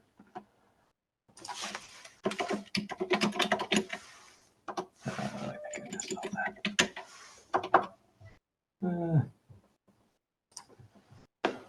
BLK, sorry. There we go.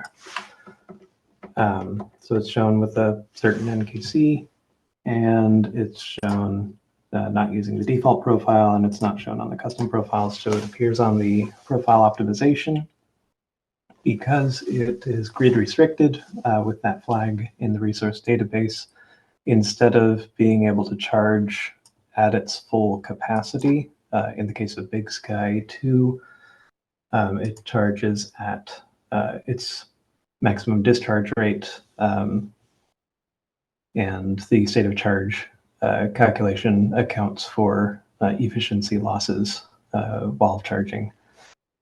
But in the case of Black Creek 2, its maximum discharge rate is 7.24 megawatts according to the either the contract or the resource database. And because it's paired and not because it's paired and grid restricted in certain hours, it doesn't have that full capacity available. In some hours, the capacity of the paired resource exceeds the storage capacity, so it is only allowed to recharge at the storage maximum capacity. And then in these shoulder hours, it's in between 0 and the storage maximum capacity. So this template is for, I think, September. Yeah, so it's a relatively high solar availability month. If it were in January, the available charging capacity would be significantly lower.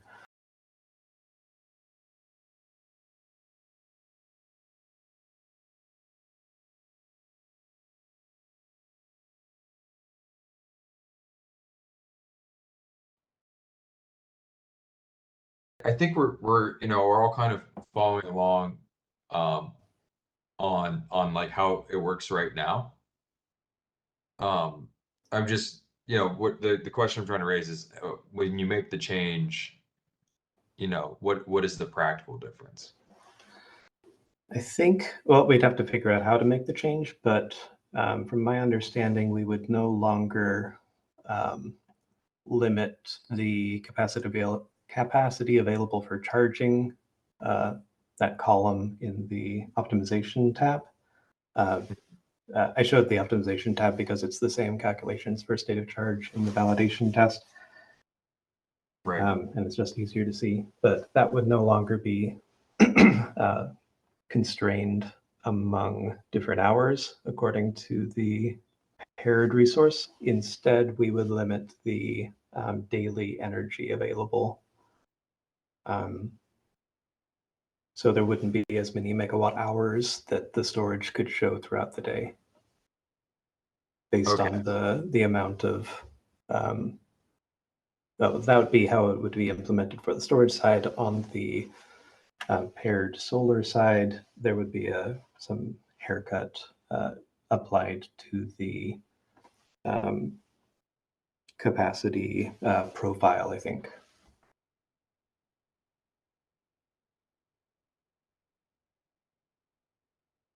So what that haircut would have to assume something about how the storage would be charged in each month.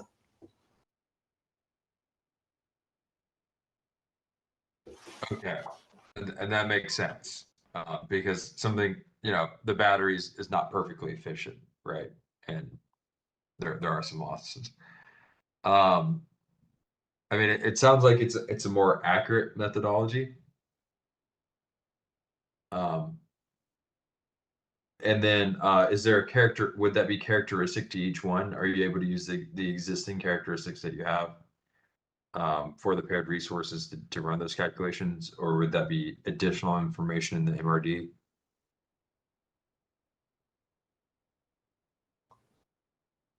Could you repeat that? You know, are you going to build that haircut in based off of the existing information in the MRD, or would that be you know, new information you'd have to figure out to implement the D-rate? It would be probably based on information in the MRD, but we'd have to develop some formula for re-evaluating the ER profiles, specifically for paired resources.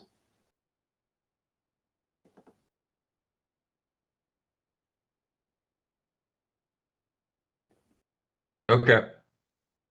Well, those are the questions I had.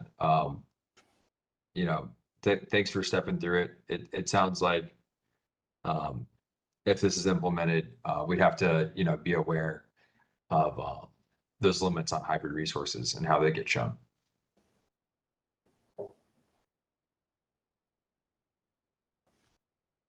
And Rob, this is Jamie. I just have kind of a follow-up question. So help everybody's thinking on this front is like, if the hybrid resource has this flag and then is subject to this kind of state of charge test that leads to a haircut in the QC value,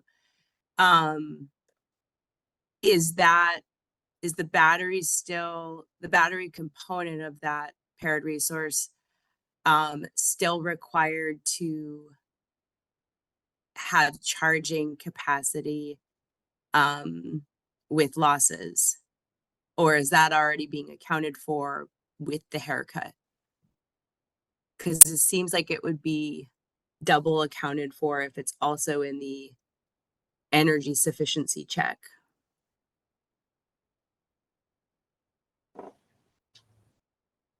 Right. I think we'd have to reconsider the energy sufficiency check. I haven't thought through what that would require. I see Mary's hand is up. I'm gonna unmute her.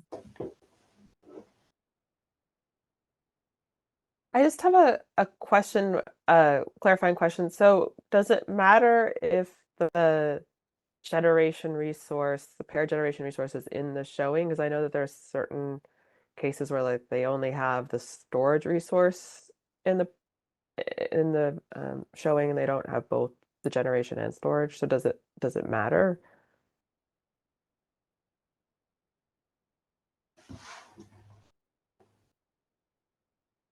I think so. There's two different flavors of, paired resources. There's hybrid and then the co-located. And the way that I bucket those is, the hybrid are going to have one main parent resource ID where the co-located are going to have two. And in both cases, you're still going to see a split out of that resource. So while you might just be showing one resource ID that's reflecting maybe storage or whatever. I don't know. It's just one resource ID. It's still flagged in the master resource database with that specific configuration. And then in the case of like the co-located, you're going to have the 2 resource IDs. And in the master resource database, it's going to have a flag that tells you and us what resource it's paired with. So if you just showed the storage component, it still will show up. It'll still flag that this is a co-located resource. And if there's a false flag for grid charging on that, then I would imagine that, I don't know, maybe Robbie, you can opine if there would be how these state of charge tests would interact with that if they're not showing both resource IDs.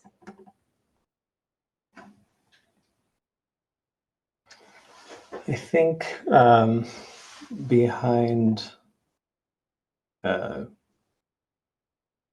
without showing a paired resource, the queries would have to assume that the paired resource is still charging the resource, the storage resource.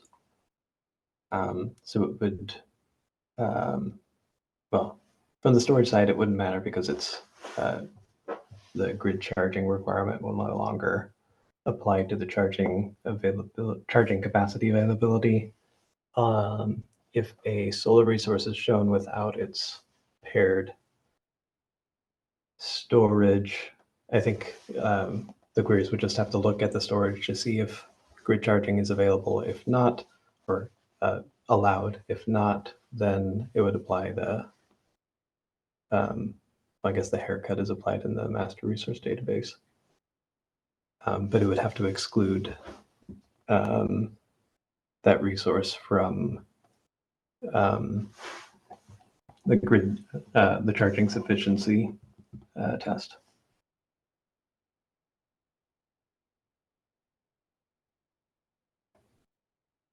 All right, I think I got lost somewhere in there. Me too. There's just a lot of ins and outs. But we can't really say right now if there is a change here, what would happen in the case where you only have one of the paired resources. Well, I guess we haven't really decided what the change would be, so it's a little hard to say, but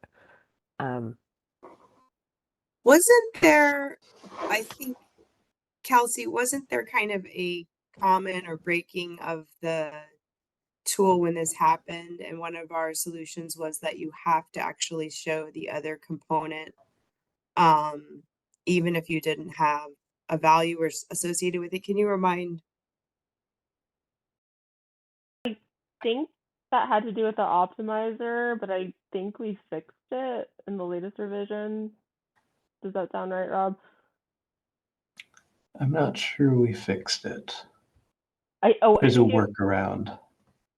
Yeah, I think it had to do something with like the optimizer was trying to like enforce the interconnection limit, and I think it was getting confused because it didn't see the paired resource.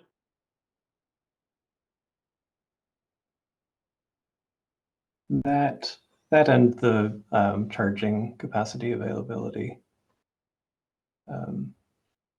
If a storage resource is shown without its paired, or a grid restricted storage resource is shown without its paired resource, then it won't be able to recharge throughout the day.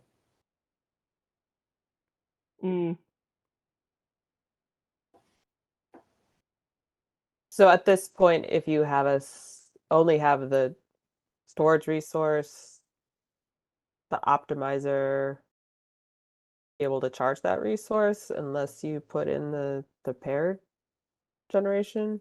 Is that what's happening? Correct. Okay. So a workaround for that would be to run the optimizer with the paired resource one time and then copy the profile into a custom profile, and then I see. remove the storage resource, or sorry, the solar resource, and rerun the optimizer without the storage. I see. Okay. So it is a little complicated in that situation. I just remember getting questions about that. So, okay. I'd lost track a little bit about where the current template stood with all these issues. So I think that's potentially something I need to go back and look into a little bit.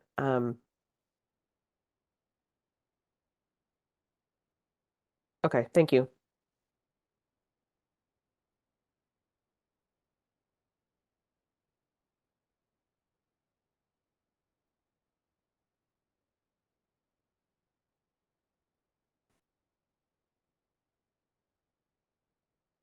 So I don't know if we fully fleshed out the answer to that question with regards to how the state of charge would work if there was a resource that a paired resource with a flag, with like a false flag for grid charging, that did not have another resource ID or its paired resource ID, or its co-located resource, also included in the showing. I didn't feel like I fully understood the answer there, but maybe if I missed something, Rob, please speak up. Otherwise, maybe we need to take that one back and chew on that a little bit more to make sure we're fully understanding the kind of impacts.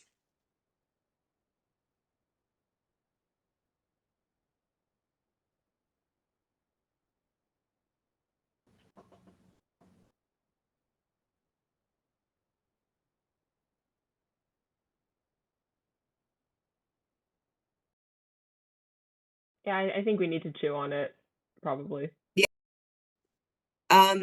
All right. Well, if there's any additional feedback on this topic, it'd be really helpful to hear from parties on this. Like Kelsey laid out, the current master resource database is not implementing, the hybrid counting rules that were adopted currently, and there is a proposal by CISA to amend that, but we are implementing state of charge, so any other feedback would be really welcomed on the thinking here.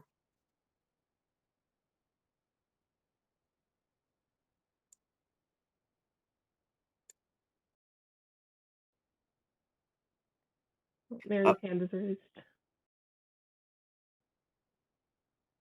Sorry, I mean, just you're asking for feedback. Is there a format for further feedback you'd like? Because I don't think there's any potential for formal written comments anymore in the proceeding, right? Yeah, it was Would just be more informal.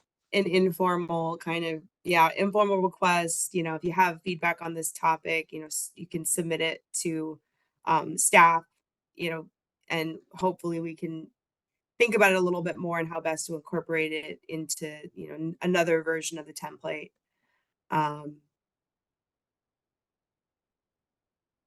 Yeah, sorry, it's not super clear like where the feedback goes, but I think it's informal, Mary, at this point. But you're absolutely right, we don't have a formal process for that.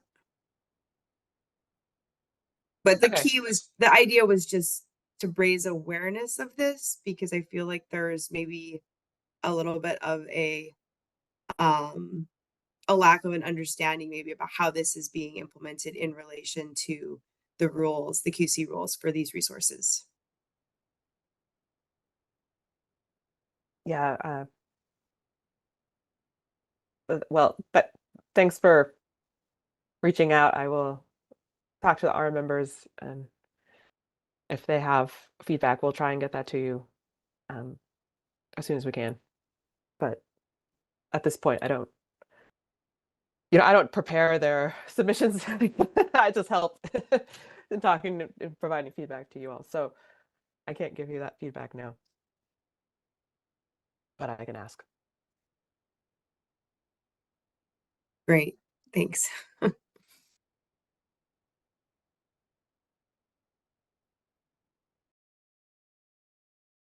Okay, if there's nothing else on this, I guess we can move on to the last item of our agenda, which is just open discussion, open questions. So just, you can enter that in the chat or you can raise your hand. Also, if you think of a question after this is over that you forgot to ask, you can always just email myself. And depending on what the topic is about, Elijah or Rob as well. So yeah, just raise your hand or ask a We have a question. question or a hand raised here. I'm going to unmute Rich. Well, can you guys hear me? Yep. I'm doubting you guys can answer this question, but I think it was alluded to in the RA report that there was a possibility of delaying the program back 1 year, or whether or not it was delaying it back however many years, potentially delaying implementation of the program beyond 2025. And I guess I'm wondering if you can give us any clues to whether or not that's likely. Then if you can't indicate on that, is there an idea like when we would know whether or not we should expect the program to get pushed back by at least a year if it were to happen?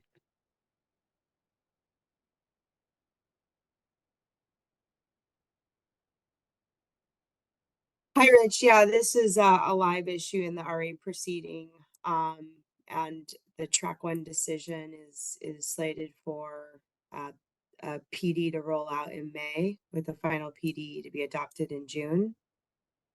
So while we can't really, opine what the commission will do, I think that I can say that, under even the test year, we're having to, because we've relaxed the MCC buckets, which for everybody's recollection or is, we've allowed for basically storage resources to show in the unlimited bucket 4, as long as the LSE can provide a energy sufficiency or passes an energy sufficiency check, which is being implemented in the slice of day tools. So there's kind of this current implementation going on with the slice of day framework as it relates to that bridge or that relaxation of the buckets. I don't think that is telling of whether or not the commission is going to decide full implementation, of slice a day should go forth for 2025. But I'm just noting that, in order to keep with that current, like, even if we were to extend what we're doing today, we still need, these tools as part of compliance. Maybe not all the checks, but at least that check is part of it. And a lot of the inputs that go into that check, are still dependent on things like, an hourly load forecast, and allocations and things like that. So I'll just, hopefully that's helpful, but I can't opine on like what the commission is going to do. I can say that there will be a PD that comes out in May that will signal, the proposed decision on this front. Awesome. Cool. That's more than I expected, so I appreciate it.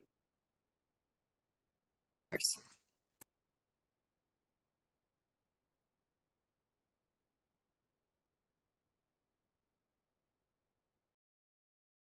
I just unmuted Ben. Can you all hear me? Yes, we can.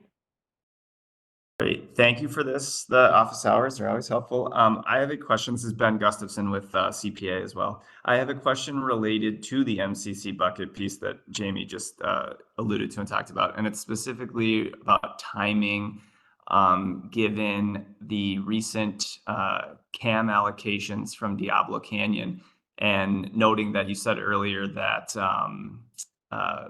LSEs would not be receiving via Kiteworks the revised LSE Showing Tool. I'm just wondering if by the time that rolled around for November and December, LSEs would be receiving that, given that would need to be a new input into the compliance or the requirement and allocation tab. And then a follow-up secondary question, just thinking about, is it safe to assume that for 2025, given the current offline date for Diablo Canyon is August 26th, that LSEs can expect to receive those Diablo Canyon allocations in 2020 in September, starting in September? Kelsey, you want me to take it? Yeah, sure. Okay, so regarding your first question, I think you're asking if we're planning on issuing refreshed allocations, say slice a day allocations to account for those credits because they flow into this energy sufficiency MCC bucket check. Thank you, Ben, for raising that. I think that is definitely a something we need to take back and probably act on.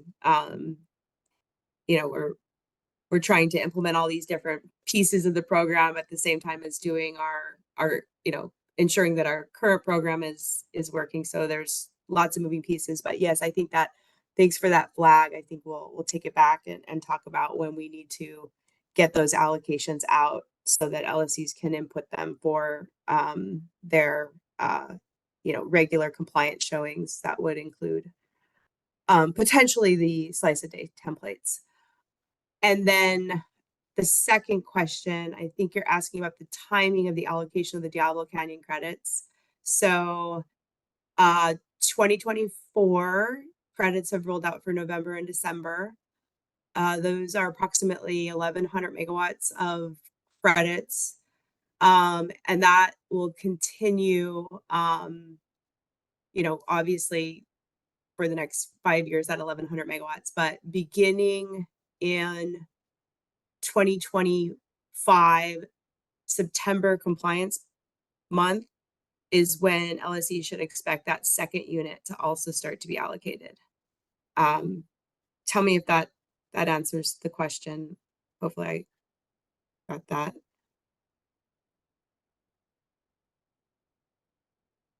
I don't know if Ben's still unmuted. Yeah, I couldn't unmute myself. Yes, that answered my question. Thank you on both fronts. Okay, great. Thank you.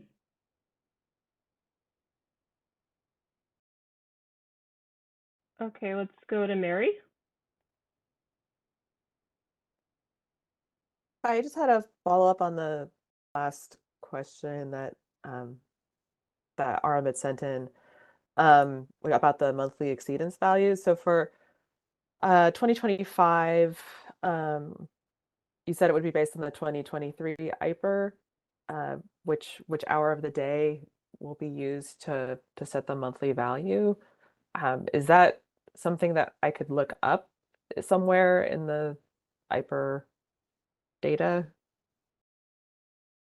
I'm just wondering if it'll be different than the 2024 hours or not. I'm not that familiar off the top of my head with the IPER. I'm wondering if it's available somewhere. Yeah, so I know there is. Oh, sorry. Go ahead, Jamie. No, you go, Kelsey, and I can fill in if needed. Okay, yeah, I was just gonna say. So I know the IPER, like I think if you go to the IPER docket, like it has hourly load data. So you could, in theory, go there and see the peak hour for each month, like on the worst day. But I think there's like more nuance to it that Jamie will probably go over in a bit. Yeah. Or Jamie, can you give the nuance? Yeah, no, I'm gonna try to attempt to put a link in the chat here that's got a link to the workbook. But I think, Mary, there is a potentially a file that includes the actual hour, the peak hour that's occurring at. So I think it might already be provided by the CEC, but I'm going to confirm before I put it in the chat. But at the very least, you know, the hourly the hourly forecast. You could filter, out what's the peak day and what's the peak hour of each month. And it provides that level of detail. But I will follow up in the chat with a link to one or the other.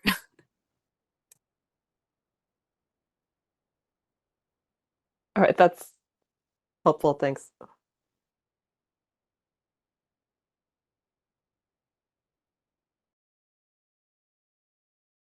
Okay, Jay?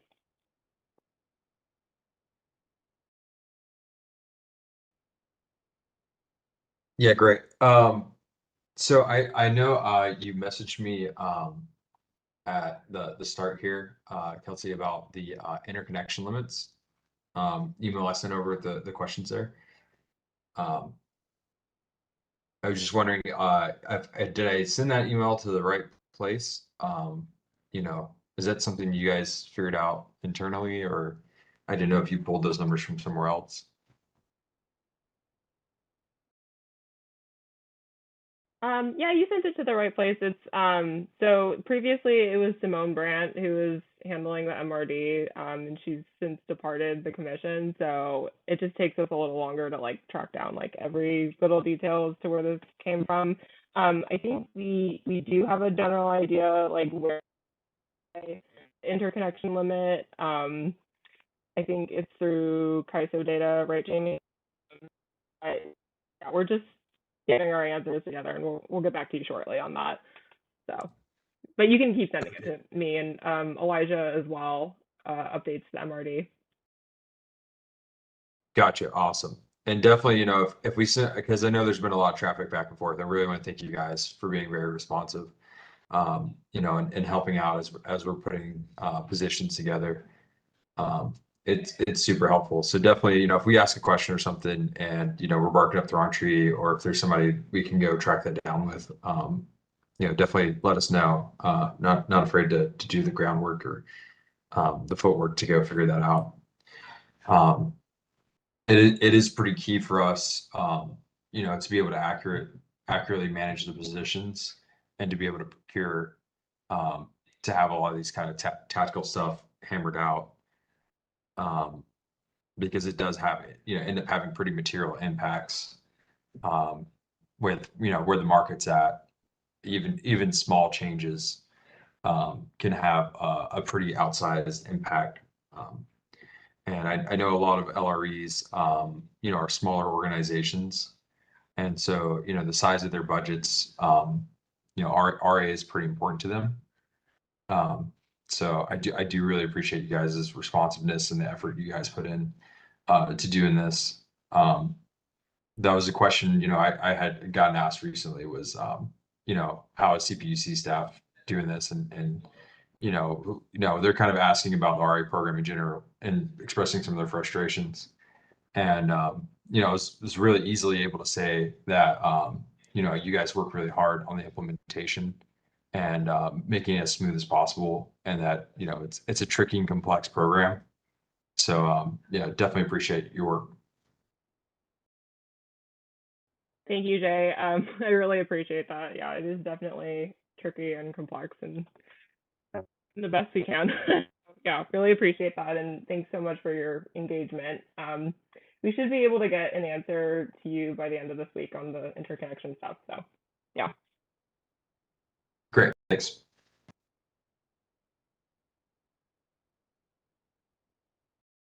And I saw there's a question in the chat from Kelly Morris. So, can you say more about the relaxation of the buckets? Does this just pertain to storage being able to count as MCC4? Yes, that's correct.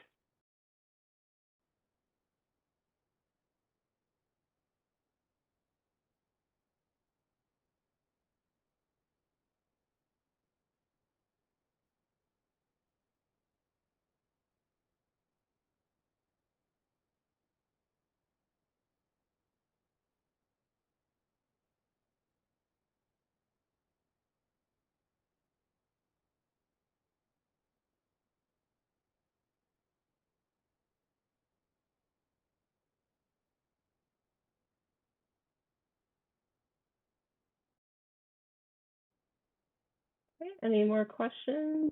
And I saw that Jamie just linked to the 2023 IPER forecast. She says the monthly peak days tab can be sorted for the 2025 compliance year and planning scenario. So that should be able to tell you the peak hours, which would be used to set the, Yeah, sorry, Okay. I'm gonna amend what I wrote. It should be the monthly peaks tab, not the peaks day tab.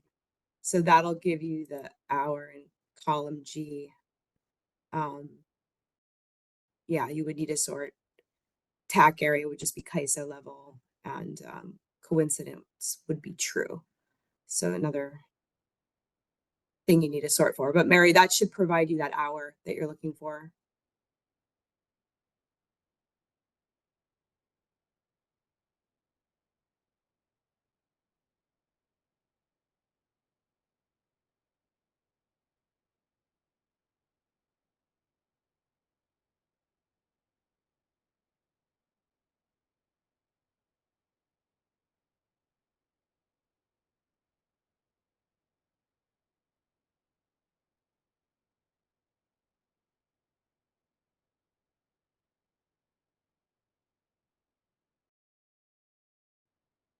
Okay, last call for any questions.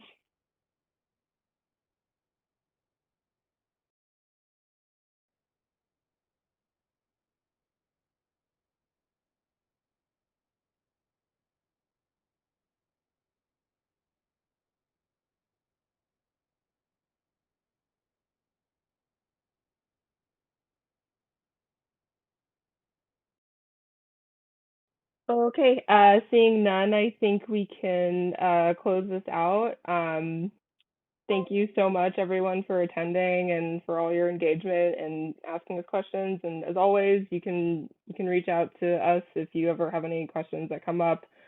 I'm going to be posting this recording on our website along with the slide deck that Lynn Marshall presented. So just keep an eye out for that. It should be up within the next, I want to say, day or two. I'm going to try and do that. So yeah, thank you so much. Hope everyone has a great day and talk to you soon. Thank you.